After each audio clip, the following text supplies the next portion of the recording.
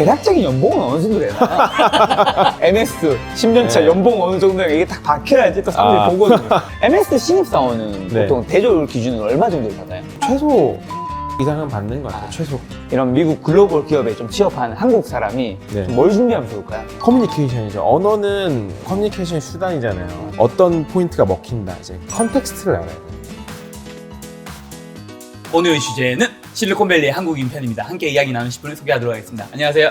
안녕하세요. 안녕하세요. 이 영상을 보는 사람들이 가장 궁금해할 만한 질문 한 가지 할게요. 지금 몇 년 차시죠?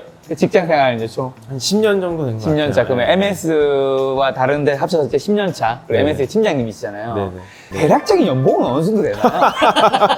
아, 그쵸. 아, 연봉이 그쵸. 제일 중요한 네, 이슈긴 이게 하죠. 딱 썸네일에 MS 10년 차 네. 연봉 어느 정도 이게 딱 박혀야지 또 사람들이 아. 보거든요. 좋은 이야기를 들으려면 어그로가 네네. 약간 필요하거든요. 네네. 직접적으로 표현하기 힘들고 네네. 프라이버시니까. 네, 그럼요. 아니, 제가 이거를 밝히는 건 좀 어려워요. 그쵸. 사실. 미국 IT 업계 디렉터들의 평균 연봉은 사실 너무 다양해요. 그것도 레인지가. 그리고 디렉터급 안에도 레벨들이 되게 많이 있는 편이라서요. 사실 이거는 제가 뭐 숨기고 말고 할 것도 아니고 인터넷 치면 다 나오긴 해요. 아, 그래요? 그럼 네, 그 나오는 하지만- 거 미국에 빅4 회사가 있잖아요. 네네네. 애플, 뭐 MS 이런 기타 등등. 네. 그 회사들의 디렉터급은 네. 보통 거기 나와 있는 수치는 어느 정도예요? 본인 연봉 말고요. 요건 얘기할 수 있잖아요. 네네. 아니, 그러니까 아까도 말씀드렸다시피 이게 대단히 다양한 레인지인데요. 제일 진짜 못 받는 사람이라고 치면은 네, 뭐 못 받는 IT 업계, 뭐 디지털 업계라고 치죠. IT 업계를 넘어서 그러면 15만 불 정도부터 15만 불. 예, 뭐 예를 들어서 팀장이라고 가정을 했을 때 15만 불부터 거의 하프 밀리언까지도 돼요, 레인지가. 뭐 예를 들어 1억 5천이라고 치죠. 1억 5천, 6천에서 거의 뭐 5억, 6억, 7억까지도 6억 받는 까지. 사람들이 있어요. 네. 충분히. 근데 이제 그건 연봉의 문제가 아니라 홀 패키지라고 바라봐야 되는데 기본 베이스 샐러리 플러스 주식, 그 다음에 뭐 보너스 이런 네네. 것들 기타 등등이 합쳐져서 네네. 제 주변에는 팀장급인데 예, 거의 뭐 하프 밀리언 1년에 받아가시는 분들 있어요. 예. 어쨌든 1.5억에서 5억 네네. 사이에 이제 들어가 계신 거죠. 네, 뭐 바깥은 아닐 거잖아요. 직책상으로는 그렇습니다. 아, 그렇죠. 네. 직책상으로는. 근데 제 위에도 사실 네네. 너무나 많은 레벨이 있고요. 네네. 아시다시피 언제나 there's a big fish라고 bigger fish라고 어. 더 큰 물고기는 언제나 존재하는 법이니까요. 저는 그냥 중간도 안 되는 것 같아요, 회사에서. 그럼 이거는 이제 얘기할 수 있을 텐데 MS 신입사원은 네. 보통 대졸 기준으로 얼마 정도를 받아요? 이건 책정이 돼 있지 않나요? 어느 정도? 아니 뭐 최소 1억 이상은 받는 것 같아요, 최소. 여기서 그러니까 이제 1억이라는 더- 게 MS가 네. 좋은 기업도 있지만 이게 네. 우리나라가 아닌 미국이라서 그런 것도 있는 거죠, 당연히. MS 같은 데는 연봉이 가장 높은 회사 중에 하나죠. 미국에서 연봉 높은 카테고리로 치면 당연히 뭐 파이낸셜 이런 쪽에 계시는 분들이 높을 수도 있고 하지만 또 그거 못지않게 요즘은 IT 회사들이 높은 편이니까요. 네. 네, 뭐 그래서 제가 볼 때 이제 대졸 분들이 예를 들어서 근데 통계를 내기가 좀 애매한 게요. 네네. 엔지니어를 기준으로 했을 때는 학사 졸업은 많이 안 계세요. 최소 석사 이상이나 박사 이상이 많으세요. 엔지니어 같은 경우. 그래서 연봉이 훨씬 더 높고요. 아, 그렇겠네. 디자이너 같은 경우는요. 학사 졸업하고 오는 친구들이 있어요. 근데 그런 경우는 이제 기본적으로 1억 이상은 받는다고 보시는 게 편한, 그러니까 올바른 것 같아요. 예, 맞는 것 같아요. 예. 이런 미국 글로벌 기업에 좀 취업한 한국 사람이 네. 좀 뭘 준비하면 좋을까요? 한국 디자인 업계의 수준이 사실 글로벌 수준이거든요. 실력 자체로만 보면은 뭐 크게 뒤떨어지지 않아요, 미국에서.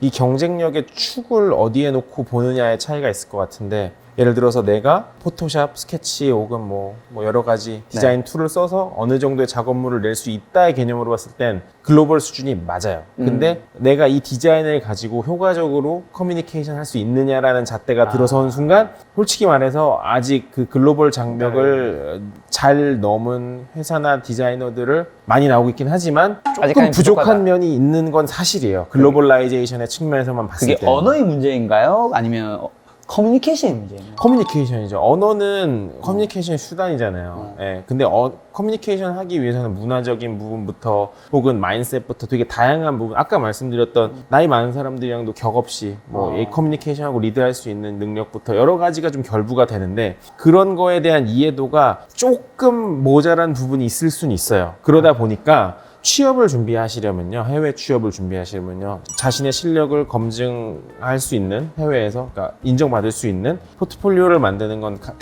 당연히 중요하고요. 그에 맞게 내가 이 디자인을 얼마만큼 잘 이제 포장을 해서 사람들에게 보여줄 수 있느냐, 언어적으로 시각적인 부분뿐만 아니라 커뮤니케이션적인 부분에서 말과 글로써 설명할 수 있느냐도 되게 중요하거든요.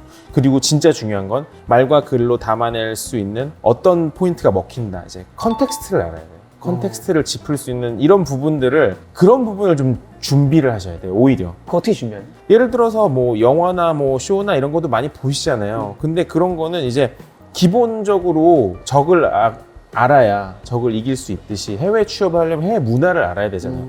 일례로 회사를 출근하면요, 아침에 눈 뜨고 회사에서 막 예를 들어서 아침에 8시에 보자마자 업무 얘기를 할 수도 있지만, 예를 들어서 어제 너 뭐 왕좌의 게임 봤냐, 이런 얘기 할 수도 있고, 예, 그렇잖아요. 뭐 아니면 지금 히트되고 있는 뭐 미세스 마이젤 이런 쇼 아세요? 그런 뭐 미국에서 히트되고 있는 쇼라든지 지금 현지에서 로컬들이 그들의 문화에서 쓰고 있는 랭귀지들을 쓸 수 있는 거에 대한 공부를 같이 좀 할 필요도 있어요. 왜냐, 취업이라는 건 어쨌든 결국에는 이제 기계를 통해서 넘어가는, 수식적으로 넘어가는 시험인 경우보다는 사람과 사람의, 예, 면접이라든지 이런 인터랙션을 통해서 결국엔 뽑히는 거잖아요.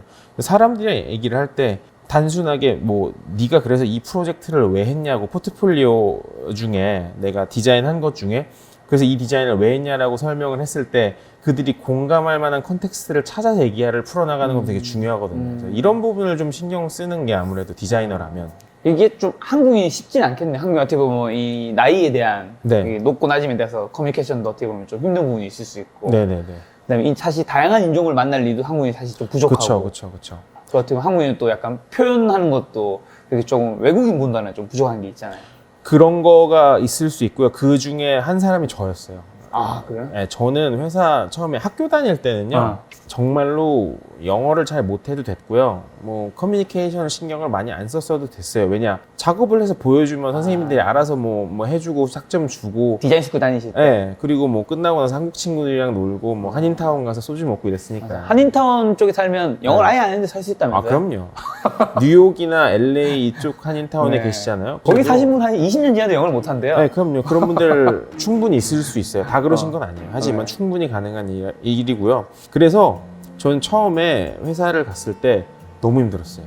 그런 부분 때문에. 그래서 이걸 말씀을 드리는 거예요. 왜냐면 제가 1년간 신입사원으로서 했던 단어를 다 합쳐도 한 100단어가 안 됐을 거예요. 1년 동안. 처음에 일했을 때. 왜냐면 주눅이 들고 말을 못 하겠고 문화적 적응이 안 되니까 그게 너무 힘들어가지고 막 위험 생기고 막 너무 스트레스가 많았을 거예요. 그걸 깨는 과정이 필요해요. 그래서 외국 취업하고 일을 하시려면은 취업 자체도 문제가 되겠지만 취업 이후에 내가 여기서 삶을 살 거잖아요. 삶을 살 거면 그런 부분이 되게 중요한 거예요. 그걸 깨시기 위해 다양한 쇼도 보시고 TV 프로그램 보시고 많이 언어도 많이 섞으시고. 저는 사실 그걸 깨기 위해서 한 1년간 새벽 5시에 일어나서 회사 가기 전에 회사 앞에 6시에 여는 커피숍이 있거든요. 6시에 그 커피숍 가서 회사 출근하기 전까지 매일 아티클을 읽었어요. 디자인 관련. 공부를 하고 막 글을 쓰고 그랬어요. 왜냐면 그렇게 안 하면 못 깰 것 같더라고요.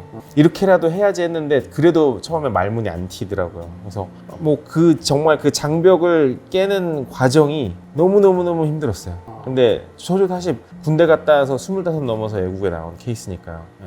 원래 고향이 어디 있어요? 서울이요. 아, 서울 분이세요? 네. 왜요? 몰랐어요. 아, 서울 분이시구나. 네네네. 몰랐네.